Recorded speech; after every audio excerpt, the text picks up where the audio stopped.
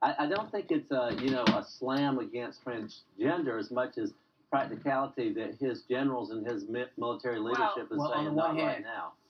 Congressman, you were correct. The president, when he was a candidate, did say Caitlyn Jenner could come use the bathrooms at Trump Tower anytime he wanted. He did take a position there. However, this was an important issue, I think, to the transgender community. Let me just read you the rest of the statement from the president because that just came out. He was talking about the military. He doesn't want them to be overburdened. He cannot be burdened with the tremendous medical costs and disruption that transgender in the military would entail. Thank you.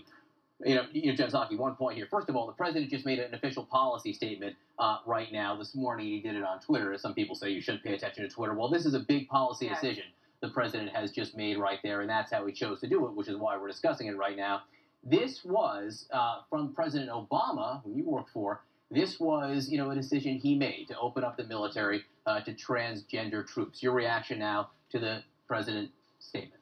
Well, first of all, it's not a decision that any president just makes in the Oval Office by themselves. President Obama made that decision after careful consideration and consultation for months and months and months with high-level members of the military who wanted the time to consider whether it could be implemented.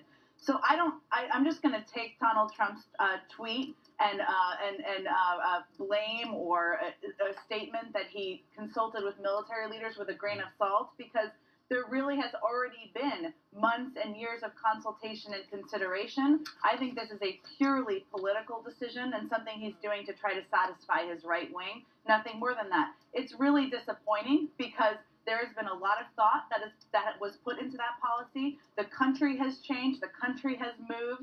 And the military had put a lot of planning into making that policy decision to begin with.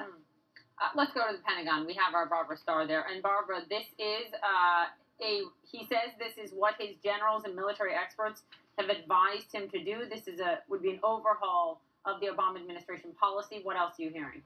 Well, I'll tell you, where we are across the hall from the Pentagon press office, this tweet has taken them really very suddenly. We were just asking for some guidance on all of this. And right now, there's nobody in the press office that knew the president was going to make this statement on Twitter. That may tell us something about the level of consultation. But let's take a step back for a minute.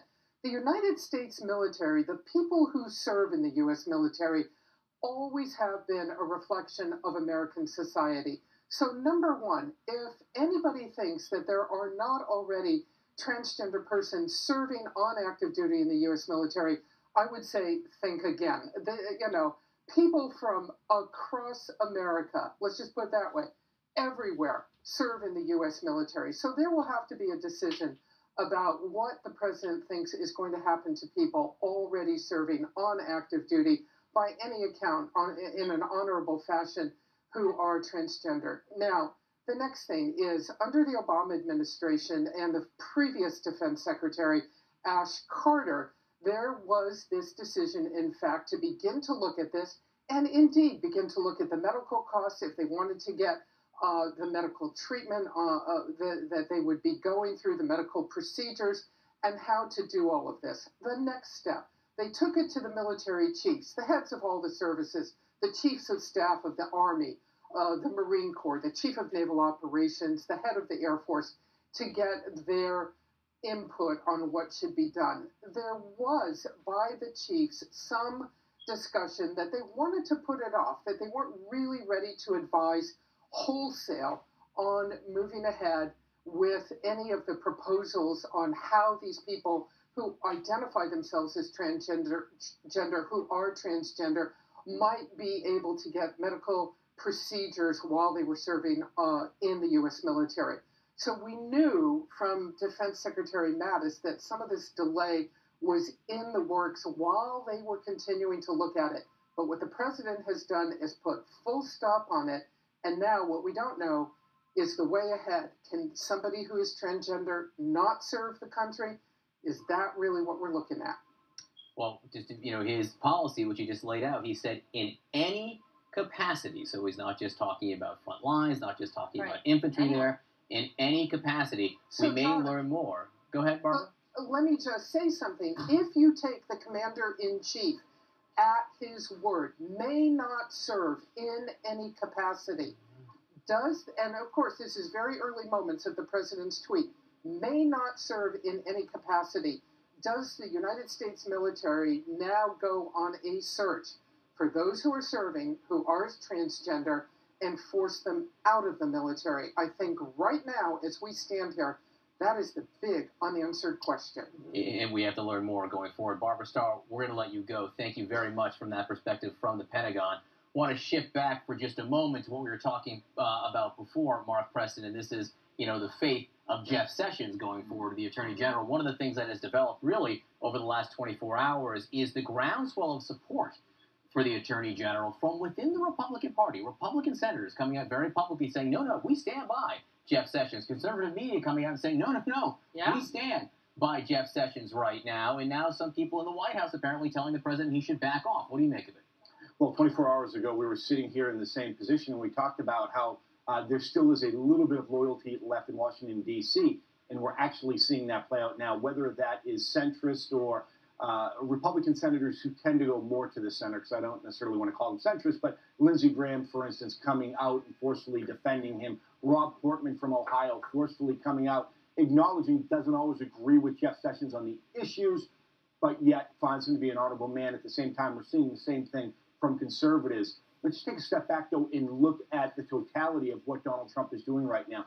Not only is he personally hurting Jeff Sessions because he's humiliating him, but Donald Trump is hurting himself. He's hurting the presidency because what he's doing is that he's weakening some of the most powerful people that he's surrounded himself with that he needs to be effective. Now, whether that is trying to implement his policies, some of his controversial policies, or whether that is Jeff Sessions trying to go to Capitol Hill in order to get Republicans to come on board, maybe try to whip some votes on some of the other controversial policies that they may address in the future. So President Trump may think that he's taking a dig at Jeff Sessions, and he is, but it really is hurting him personally by doing so. Congressman, quickly before we go, do you think that there is one legitimate reason for President Trump to fire Jeff Sessions, if he does? I think that they should have had a better understanding about what his role would be. As I understand it, before he recused himself, he did not talk to the president. I do think that's a slap to the president. But I want to say this. What Anthony Scaramucci just said on your previous clip was that you need to have thick skin to be in this cabinet. And yesterday he said the two of them need to talk. I believe that Senator or Attorney General Sessions really does have a way back to viability and vibrancy by looking at the leaks, maybe doing something on opioids, continuing to be a strong enforcer of the border.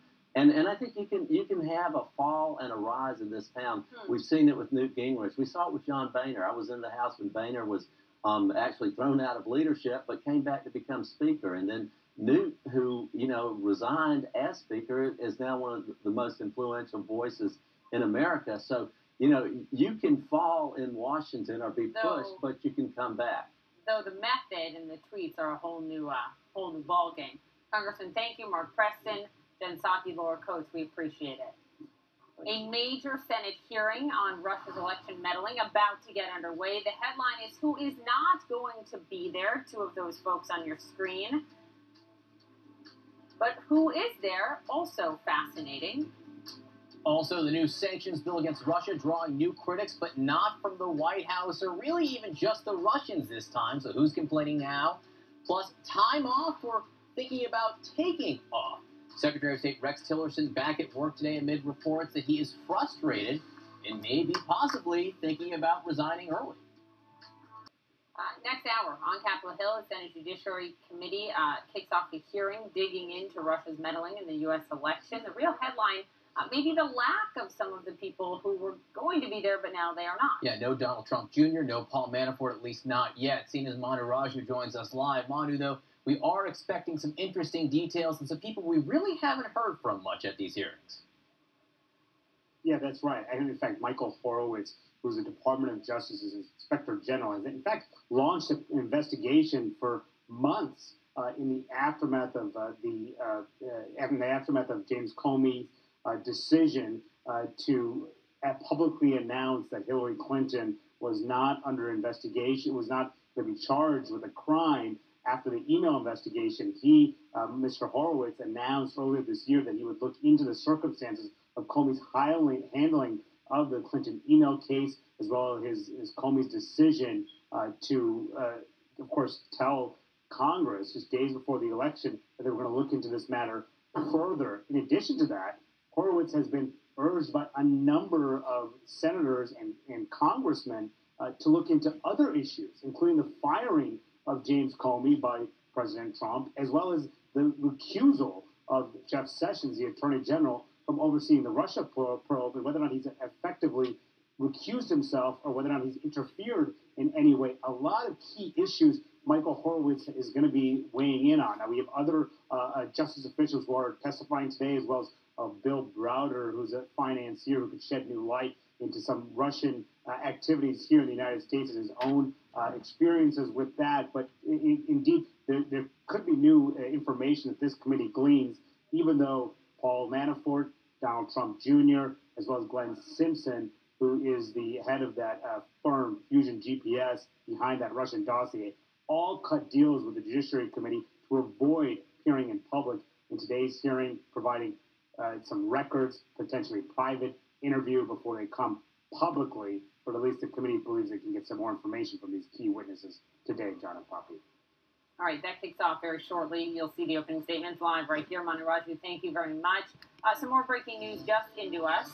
Officials tell CNN that Attorney General Jeff Sessions indeed, as some reports were swirling, is planning to announce stepped-up multiple investigations on leaks. And this is something the president has called for over and over again and criticized the Attorney General for not doing more on. Now he clearly is. Yes, this may be one of the paths that Jeff Sessions has to rehabilitation in the eyes of the president. Doing his job. We will see what happens.